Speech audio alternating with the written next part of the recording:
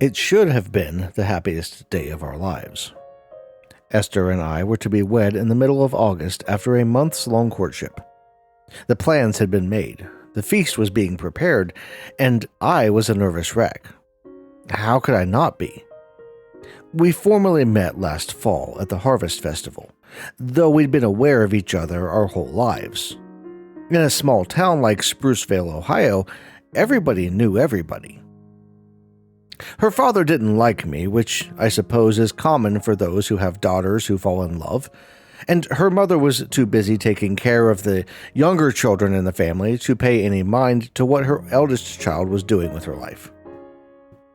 When I wasn't working on my family's farm, I would walk over to see Esther. She was always smiling, and usually surprised to see me, especially when the snow was blowing and most folk elected to stay indoors and close to a fire. The more time I spent with her, the more I knew that she was the one for me. As the ground thawed and the flowers began to bloom, I started to work up the courage to ask her father for her hand. I'll never forget the day I decided to do it. I rode over to their house, wearing my Sunday best, and ready to do whatever it took to get his blessing. My bravery quickly faded, however, when I walked into the barn and saw him standing near his horse with a rifle. It turned out he was getting ready to go hunting, and he invited me along. I knew I couldn't say no, even if I wasn't properly dressed for the occasion, and as we rode out, he asked me if I had come to see his daughter again. Stumbling over my words, I told him that I had, in fact, come to see him. When he didn't say anything in return, I carried on, telling him how I loved his daughter and how I wanted to spend the rest of my life with her. I wasn't sure if I was rambling on too much or if he was just not listening, at least until we reached a clearing where a large buck was standing at least 100 yards away. Esther's father grabbed his gun from its holster, took aim, and fired, bringing the beast down in a single moment. Turning back to look at me, he had a big smile on his face. After what felt like an eternity, he told me that I had his blessing to marry Esther, but he cautioned me to remember that day. I helped him clean and load the buck, and then rode off before he could change his mind or show off any more of his hunting skills. Returning to the farm, I found Esther and asked her to ride with me to one of our favorite spots. We were standing beneath a flowering dogwood tree next to the river when I asked her to marry me. She tried to pretend she hadn't heard me, just so I would ask again before she finally said yes. So spring faded into summer, and we decided on a wedding date of August 12th. We had a big party to celebrate the engagement, and I started working on our future home with the help of my father and brother. It seemed as though nothing could go wrong, but if it had all gone right, I wouldn't be here now. As August drew closer, I found my nerves getting the better of me. My stomach was causing me pain from time to time, with the frequency increasing with each passing day. The house was complete by the 1st of August, and I moved in to make sure that everything was right for our future family. Esther wanted to see it, but I told her she would have to wait for the night of the wedding, as it was supposed to be a surprise for her. A few days before the wedding, I confided in my father how my nerves had been bothering me, and he assured me that it was normal to have butterflies going into such a big event. I took his word for it, though, looking back, I really wish I hadn't.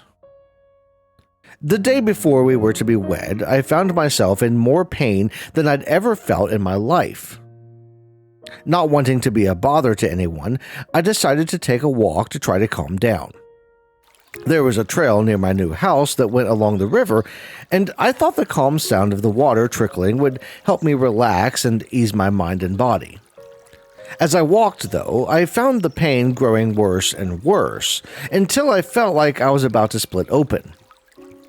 I held my right side as I walked, feeling worse and worse with each step. My vision started to blur, and I felt myself falling off the bank into the river below, passing out before the pain finally subsided. When I woke, I was back in my house, unsure of how I got there or what day it was. As I climbed out of bed, I heard a knock at the door, followed by the voice of my brother asking why I wasn't at the wedding. Panicking, I yelled back that I was on my way, as I dressed and ran to the door. By the time I got outside, he was gone, likely back to the ceremony to tell everyone that I was coming. I hurried down the road, managing to arrive as several guests were leaving, and though I tried to stop them, they ignored me as they walked past, and I heard a few whispers from people wondering why I didn't show up. Some of them even said that they expected as much. My own father said that he wasn't surprised that I backed out after being as nervous as I was. I was starting to get upset at them for ignoring me when I saw Esther sitting on the steps of the altar. She was staring off as if in shock, and I walked up to her expecting some kind of response, only to be met with silence when I apologized.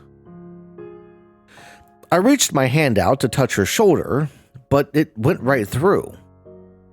She shuddered and looked around, putting her hand up to where I tried to touch her, and it was then that the impossible realization hit me. I was dead. But that couldn't be. I would know if I had died, right? But then I remembered falling into the river, floating away. Where was my body? Someone had to be looking for me. They had to know I wouldn't just leave the love of my life at the altar. I tried again to comfort Esther, to get her attention, but nothing worked. She sat there, a blank look on her face, for hours.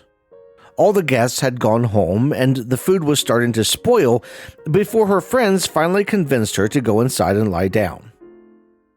I followed her, sitting on the bed and watching as she finally drifted off to sleep. The next few days were rough for both of us. She kept asking why I had left her, crying and refusing to eat anything. All I could do was watch as she became a completely different person. The light in her eyes that I had fallen in love with was gone, replaced by a darkness. Her friends finally convinced her to eat small amounts, but she only did it to make them go away. Over the next several months, she faded more and more. Her parents tried to make her leave the room, but she just sat, stone-faced, as they did everything from asking politely to yelling at her. Even they eventually gave up, though, leaving her alone with only me to watch as she continued to wither away. By late November, I started going out for walks whenever she slept. The pain of seeing her like that was unbearable, and at first I would only go out for a few minutes at a time. Eventually, I started staying out longer and longer, and after a few walks, I got the idea to start looking for my body, hoping in the back of my mind that finding it would somehow break the spell over Esther and allow her to move on and find happiness again. I walked for miles every night, looking up and down the river. After a while, I forgot what I was even doing out there. The nights seemed to be growing darker, and the days were barely distinguishable from the night. The wind blew snow all around me, but I didn't feel cold. One morning, I returned from my stroll to find the bed where Esther usually laid empty. I felt relief surge through me as I believed she had finally moved on, but then I heard crying from the front room.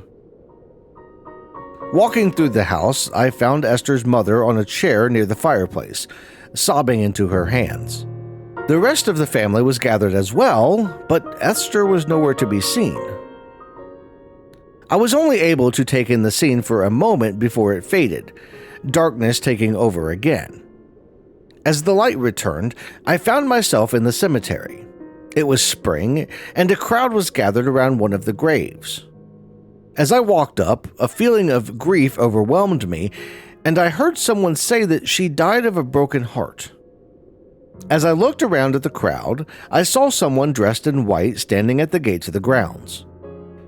Esther had a look of rage on her face as she vanished before my eyes, and though I tried to find her, To explain what happened, she kept disappearing before I could get close.